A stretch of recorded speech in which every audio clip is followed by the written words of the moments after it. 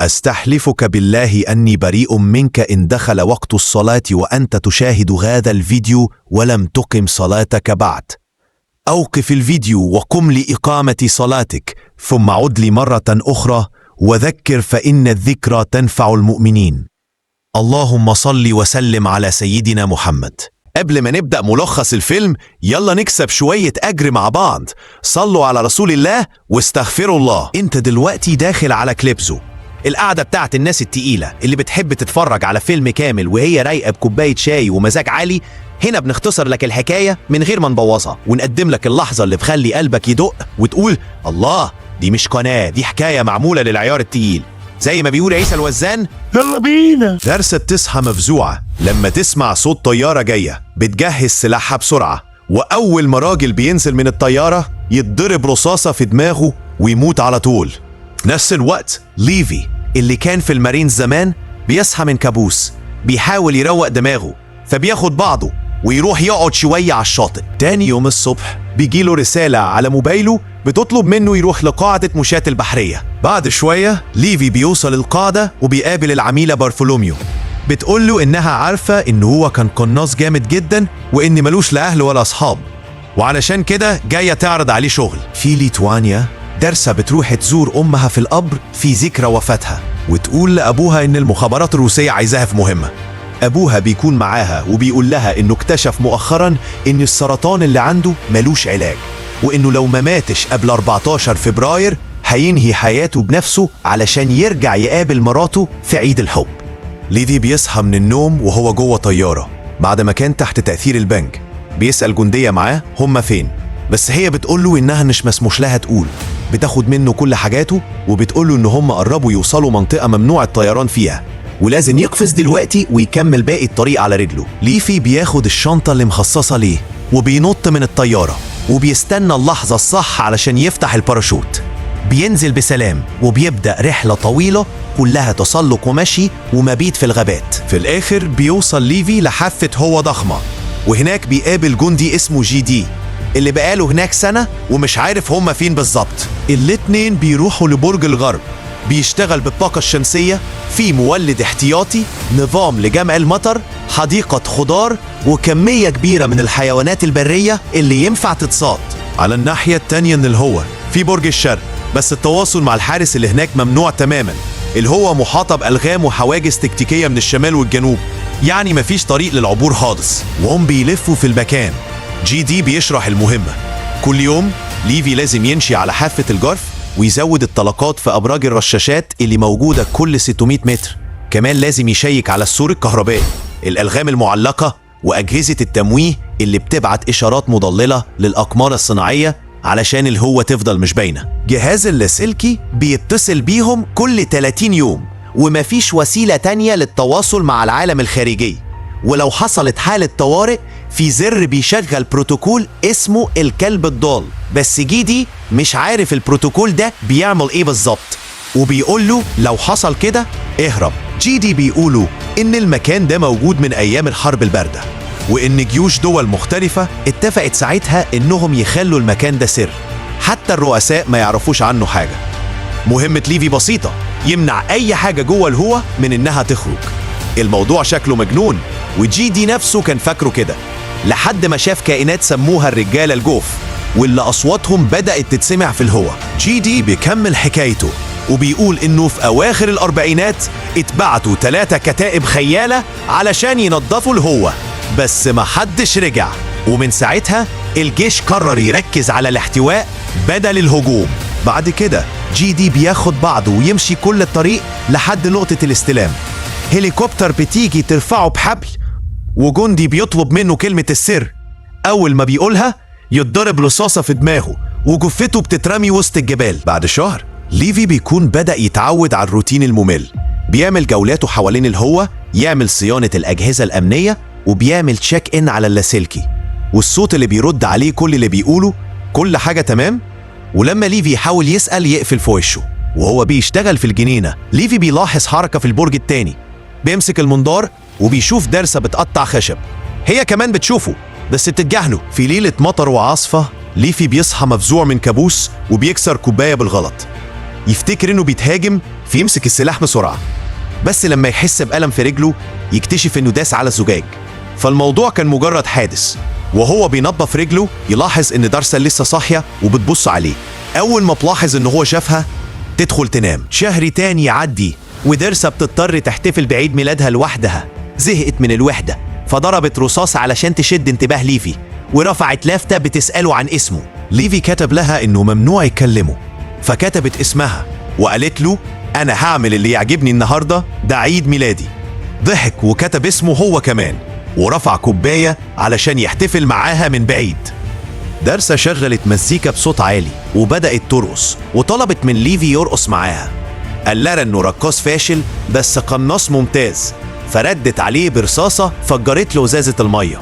هو كمان مسك سلاحه وفجر إزازتها، وبعدين حطت إزازة فوق دماغها كنوع من التحدي. بس كل حاجة وقفت فجأة لما شافت حركة غريبة في الجرف. ليفي بيبص تحت ويكتشف كائنات غريبة شكلها شبه بشر متكونين من شجر بيطلعوا على حيطه من الجرف. على طول يضرب واحد منهم، الكائن يقع على لغم ينفجر وياخد معاه معظم اللي كانوا بيطلعوا. بس لسه في شوية كائنات مكملين تسلق، فليفي يكمل ضرب ودارسا تساعده بالرشاش بتاعها. في خلال دقايق الاتنين بيقدروا يوقعوا كل الكائنات، وهم فاكرين ان المعركة خلصت. كائن يوصل لشرفة دارسا تضربه كذا طلقة وبعدين تركله برجليها فيقع من فوق. بس فجأة الكائنات تبدأ تتسلق الحيطة عند دارسا كمان، فالاتنين بيرجعوا يتعاونوا علشان يوقفوا الهجوم. كائن تاني يقع على لغم، يحصل انفجار جديد وشظية معدن بتطير وتصيب دارسا في كتفها. بعدها الكائنات تبدأ تتسلق الجانبين مع بعض. ليفي ودارسا يستخدموا رشاشات ويخزقوهم بالرصاص. المرة دي ينجحوا في قتل الكائنات كلها ومفيش ولا واحد يظهر بعد كده. الصبح دارسا تعالج جرحها وتقول لليفي إن ده كان أحلى عيد ميلاد في حياتها. ليفي ياخد بعضه وينزل يصلح اللي اتكسر ويبدل الألغام اللي انفجرت. فجأة درون تطلع من الجرف وتطير بعيد. في ديسمبر ليفي يعلق أضواء حوالين شجرة في الغابة علشان يعمل كأنها شجرة كريسماس. كمان يحط يافطة لدارسا. من وقتها يبدأوا يتشاركوا أنشطة مع بعض، زي يبنوا تماثيل تلج بأساميهم، يلعبوا شطرنج، ويضربوا طبول معمولة من حلل المطبخ. في يوم 14 فبراير ليفي بيلاقي دارسا بتعيط قدام صورة عيلتها. بيسألها ليه ما خرجتش في الدورية، فتقوله إنها بتمر بيوم صعب وتتمنى لو كان يقدر يكون معاها. ليفي يستخدم كل الأدوات اللي في المخزن ويبني جهاز مخصوص يضرب صاروخ يعبر الجرف ويتعلق في شجرة. الصاروخ يولع نار ودارسا راح تطفيها، بس تكتشف إن في حبل مربوط في الصاروخ. تربطه كويس في الشجرة وتجري ترجع للبرج. كتب لها إنه هيتعشى معاها النهاردة. ليفي يبدأ يتزحلق على الحبل علشان يعدي، بس يتزنق في النص. لحسن الحظ كان لابس جوانتي فيكمل المسافة بإيده لحد ما يوصل لبرج دارسا ويقدم لها ورد. دارسا تقول له إنه ريحته وحشة من كتر المجهود، فيوافق ياخد شاور. وهي بتجهز تاخد هدومه وتحط له لبس شيك كان بتاع حد من اللي كانوا في البرج قبله. في العشاء يتكلموا عن شغلهم كمرتزقة وإزاي الشغل ده بيدمر النفسية. تاني يوم ليفي يبدأ يرجع لبرجه عن طريق الحبل، لكن في اللحظة دي الرجالة الجوف يتسلقوا على حته ويخبطوا في لغم. يحصل انفجار كبير يقطع الحبل وليفي يبدأ يقع. ليفي يفتح الباراشوت على طول ودارسا تجري على المخزن تاخد سلاح ومظلة وتنط في الجرف ورا ليفي. بعد أميال من السقوط دارسا توصل لنهر والمظلة بتتشبك في صخرة، تضطر تقطعها وساعتها التيار يزقها فتخبط في صخرة وتفلت منها آلة التسلق الآلية بالغلط. التيار لسه بيدفشها فتمسك في جذور شجر علشان تطلع للشاطئ. في نفس الوقت ليفي يكون فاقد الوعي ومتعلق في شجرة. فجأة فرع من الشجرة يبدأ يتحرك، يطلع كائن. أول ما يقرب من ليفي يفتح عينه ويبدأ يضرب عليه نار، وفي نفس الوقت يحاول يفك الحبال. يقع على الأرض ويفتكر إنه وقع في طين، بس المادة اللزجة تتحرك ويكتشف إنها بق كائن تاني. المادة تمسك فيه والبق بيتقفل شوية بشوية. لما دارسا سمعت صوت الطلقات جريت على طول وابتدت تضرب النار على الكائن ده، وأنقذت ليفي في آخر لحظة. وبعد ما خلصوا عليه دارسا استخدمت سكينة عشان تخرجه من الكائن الغريب. الاتنين بدأوا يتحركوا ناحية الجدار عشان يدوروا على الحبل، بس فجأة سمعوا صوت صريخ، وطلع كائنين من الرجال الجوف راكبين خيول شكلها زي الشجر. الكائنات دي فضلت تهاجمهم بالسيوف، وواحد منهم نط من فوق الحصان وهجم على دارسا، بس هي بسرعة طعنته في رقبته ووقعته، وبعد كده ضربته في وشه بالنار. الراكب التاني خطف سلاح ليفي بالصوت بتاعه، فليفي طلع سلاح تاني وضرب الحصان والراكب وموتهم في لحظات. بعد كده دارسا فتشت شنطتها واكتشفت ان جهاز التسلق التلقائي وقع منها في النهر. بما ان الجدار عالي جدا ومفيش طريق تاني يطلعوا بيه، الاتنين قرروا يتبعوا مجرى النهر لانه لازم يوصلهم لحاجة. ليفي بدأ يبص على جثة الكائن اللي قتله واكتشف انه لابس زي عسكري قديم، وده معناه ان الرجال الجوف هم نفسهم فرقة الفرسان المفقودة اللي كانت في القصة. فضلوا ماشيين في الغابة ولقوا على الطريق مئات الهياكل العظمية، وبعد شوية وصلوا المدينة مهجورة، كل المباني فيها مغطية بنباتات متحورة، كمان في أثار دمار في الأرض بسبب زلزال. الصريخ رجع تاني، فالاتنين جريوا واستخبوا جوه الكنيسة، وهناك لقوا هياكل عظمية على الكراسي. ليفي شم ريحة السيانيد، وده معناه ان الناس دي انتحروا عشان ما قدروش يستحملوا العيشة في المكان ده. وفجأة سمعوا صوت من فوق، ودارسا رفعت راسها ولقت عنكبوت ضخم نط عليها، فزقته وقعت على الأرض، وشافت عنكبوت تاني جاية ناحيتها، طعنته بسرعة، وفي نفس الوقت هجم على ليفي عنكبوتين وهو ضربهم بالنار. العناكب كترت حواليهم وفضلوا يضربوا فيهم بكل قوتهم. دارسا خلص معاها رصاص، فليفي جه أنقذها لحد ما هي خلصت إعادة التلقيم، وبعدها بدأوا يجروا ناحية باب الكنيسة، لكن في نفس اللحظة دهت شوية رجال جوف وبقوا مضطرين يقاتلوا على الجبهتين، العناكب والرجال الجوف. دارسا بتبدأ تضرب رأس مخلوق على الترابيزة وبترميه، فالعناكب بتبدأ تهجم عليهم بقوة. ليفي بيضطر يقاتل كام مخلوق عن قرب، وبعد معركة بيقدر يطلق عليهم النار ويقتلهم. بعد كده دارسا بتضرب قنبلة على الحيطة الخلفية عشان تعمل فتحة كبيرة تسمح ليهم بالهروب. ليفي ودارسا بيجريوا عبر الغابة، لكن لسه سامعين المخلوقات بتصرخ من بعيد. عشان هم مكشوفين قوي هناك، قرروا يقربوا من الحيطة، لقوا باب قديم ودخلوا عشان يلاقوا منشأة كانت مسيطرة عليها النباتات برضو. جوه أعمق عرفوا إنها كانت مختبر عسكري، في هياكل عظمية وجنريتور دراسة. ليفي لقى شريط فشغلوه على البروجيكتور. في الفيلم عالم بيشرح إن الوقت سنة 1946، والمجتمع ده اتكون كجزء من تحالف سري بين دول. في آخر سنين الحرب العالمية الثانية كانوا بيشتغلوا على صناعة صواريخ كيميائية حيوية، لكن قبل تسجيل الفيلم ب6 أيام حصل زلزال في المنطقة وسبب تسريب كيميائي. العلماء بدأوا يشتغلوا على مدار الساعة عشان يوقفوا السم، والسم ده اندمج بسرعة مع الحمض النووي للنباتات والحيوانات المحلية وحورهم. التعرض للسم لمدة كام ساعة بس مش بيأثر، لكن كل ما اشتغلوا أكتر كل ما العلماء أصابتهم العدوى، والسم بدأ يرسر عليهم برضه، وده واضح من الست اللي على الشاشة واللي شايلة فلوع على بطنها.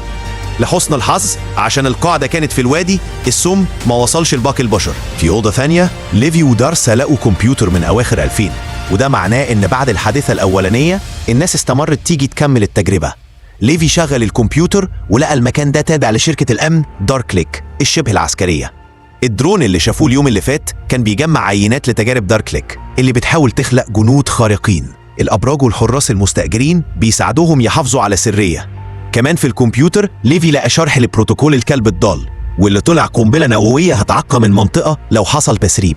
وهم ماشيين يخرجوا، ليفي قال لدارسا إن المهمة دي كانت تستاهل لأنه اتعرف عليها. فتحوا الباب ورموا قنبلة دخان قبل ما يخرجوا. فجأة صوت الراجل الأجوف مسك رجل دارسا وسحبها بعيد، والراجل الأجوف بيجر في الغابة، ودارسا بتحاول تقطع الصوت بسكينها لكنها ما وصلتش وتصطدم بشجرة ووقعت السكين. حاولت تطلق نار لكن ما قدرتش تسيبه لأنها بتتضرب بحجارة وأخشاب. ليفي تابع أثر الراجل الأجوف ولقي المنشأة اللي فيها القنبلة النووية. جوه الراجل الأجوف علق دارسا وحرك الغصن اللي في بطنها عشان يعذبها قبل ما يشيله. دارسا ضربته برجليها في صدره وفكت الخبال اللي مربوطة في الحديدة عشان تتحرك. بعدها نفعت الراجل الأجوف ومسكت قطعة معدن كسلاح. الراجل الأجوف استمر يسيطر عليها، والثعبان اللي في صدره حاول يهجم كمان، لكن دارسا ما استسلمتش وقدرت تقطع راس الثعبان وترمي الحديدة على الراجل الأجوف. المعدن ما سببش ضرر كبير، لكنه أغضب الراجل الأجوف وبدأ يطاردها حوالين الأوضة وهو بيهاجمها بالسيف بتاعه. دارسا استخدمت عظم كدرع وعملت مشعل من النار، وده سمح لها تحرقه. الراجل الأجوف صرخ من الألم، ولما وصل ليفي أطلق عليه النار وقتله. بعد ما اتجمعوا الحبيبين، ليفي فحص الراجل الأجوف ولاحظ اسمه على الزي وعرفه كأول حارس اشتغل في البرج بتاعه. بعد ما خدوا سيف المخلوق بدأوا يخرجوا ولقوا المكان اللي حصل فيه التسريب الأولاني. في كل مكان في مخلوقات متحورة محاصرة في المادة اللزجة اللي عملها السم. ليفي ودارسا بدأوا يعدوا الجسر وهم مرعوبين من الوجوه اللي بتتنفس جوه المادة. دارسا بالصدفة داست على جسر، ولما شدت المادة اللازقة الأجسام بدأت تقع عشان تمسكها. ليفي استخدم السيف بسرعة وبدأ يقطع كل الجذور وينقذها. قريب مخلوقات أكبر بتصحى وبتزمجر عليهم. ليفي استمر يفتح الطريق بالسيف، لكن صوت من المادة اللزجة مسك كحله وخلاه يقع. دارسا رمت قنبلة وراهم وعملت انفجار كبير. المخلوقات ولعت فيها النار والنيران انتشرت في كل المادة اللزجة، وهم وصلوا للدرج عشان يطلعوا أخيرا. بعد كده بحثوا في المدينة ولقيوا جيبات عسكرية في جراج. عملوا صيانة على الموتور وركبوا في واحدة من العربيات وساقوا لساعات لحد ما لقوا الحبل المقطوع. ليفي ربط الحبل على الجيب على طول، ودارسا كانت بتطلق نار على الرجال الجوف اللي بيحاولوا يقربوا. لما خلصت الطلقات بدلوا أماكنهم. لما الجيب كان جاهز بدأوا يصعدوا الحيطة. الأمور كانت ماشية كويس لفترة، لكن بعدين اكتشفوا إن الرجال الجوف بيتسلقوا وراهم. رموا واحد منهم تحت، وليفي بدأ يستخدم السيف يقتل الباقيين. دارسا لقت فأس في صندوق العدة واستخدمتها كمان في قتل المخلوقات. لما ليفي دفع وحش على العجل، دارسا ضربت واحد وقع على الزجاج الأمامية عشان يقع. بعدين واحد من الرجال الجوف نط ودفع ليفي، اللي قدر يمسك الجيب في اللحظة الأخيرة لكنه فضل معلق. ليفي طعن تانك البنزين بتاع الجيب قبل ما يرجع يتسلق تاني، وبعدها ولعهم لما النار اتجمعت مع البروبان السايب. حصل انفجار ضخم حرق كل أعدائهم، لكن كمان خلى الجيب ينفجر. ليفي كسر رجله لما وقع على الحيطة، ودارسا ساعدته يقف. عشان بقوا أقرب للقمة قرروا يقطعوا الحبل ويسيبوا الجيب يقع على باقي الرجال الجوف. بعدها تسلقوا بقية الطريق ورجعوا لبرج دارسا. وهم بيعالجوا جروحهم اتفقوا يقعدوا منفصلين 5 أيام كحجر صحي لو كان في عدوى. كمان حبوا يهربوا سوا، فخططوا يدمروا الوادي. وليفي قال لدارسا إنه بيحبها قبل ما يستخدم مسدس الحبال اللي خلاه يسحبه ويرجع لبرجه. في اليوم التالي لازم يعملوا اتصال بالراديو. بدل الموظف المعتاد، بارثولوميو ردت على اتصال ليفي لأنها عرفت إن الكمبيوتر في المختبر اشتغل.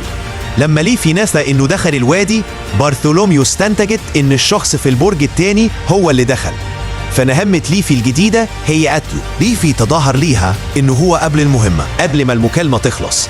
بعدين اتضح إن كاميرا كانت على الكمبيوتر، وبارثولوميو عرفت إن الاتنين كانوا تحت، فطلبت من قائد يجهز فريق يروح الوادي. الصبح التالي وهم بيجهزوا ألغام للخطة، دارسا كتبت أنا كمان بحبك لليفي. فجأة شافوا هليكوبتر جاية، فبدأوا بيجروا في الغابة. لما لقوا الأبراج فاضية بعتوا درونز وبدأت المطاردة. الدرونز فتحت نار بسرعة، وليفي ودارسا ردوا عليهم وفجروا كل درونز وهم اتصابوا شوية. لما وصلوا لمكان عالي دخلوا مراكز القناصة بتاعتهم وضربوا منصة الرشاشات. بفضل الألغام اللي ركبوها قبل كده عملوا سلسلة انفجارات دمرت كل المنصات في المنطقة. بما ان الوادي انكشف، بروتوكول الكلب الضال اتفعل. بارثولوميو وفريقها ركضوا على الهليكوبتر عشان يطيروا، وليفي ودارسا جريوا بأسرع ما يقدروا. القنبلة النووية انفجرت، والانفجار الهائل أسقط الهليكوبتر وخلى الطيارة تقع ومات كل اللي فيها. للأسف ليفي اتدفع من الانفجار ووقع من على حافة جرف في نهر. دارسا قدرت تهرب واختبأت في كهف اللي اتفقوا يستنوا بعض فيه. بعد شهر من عدم وصول أخبار عن حبيبها، دارسا قررت تمشي لوحدها. بعد فترة في فرنسا، دارسا بتشتغل نادلة. في يوم اتصدمت لما لقت ليفي قاعد على ترابيزة وكاتبلها إنه عايز شطيرة. هو شرح إنه أخد وقت يتعافى من جروحه، عشان كده اتأخر عليها، وبعدها اتجمعوا وكبلوا بعض. وبكده ينتهي ملخص فيلم The Gorg 2025. وإلى ملخص جديد، سلام.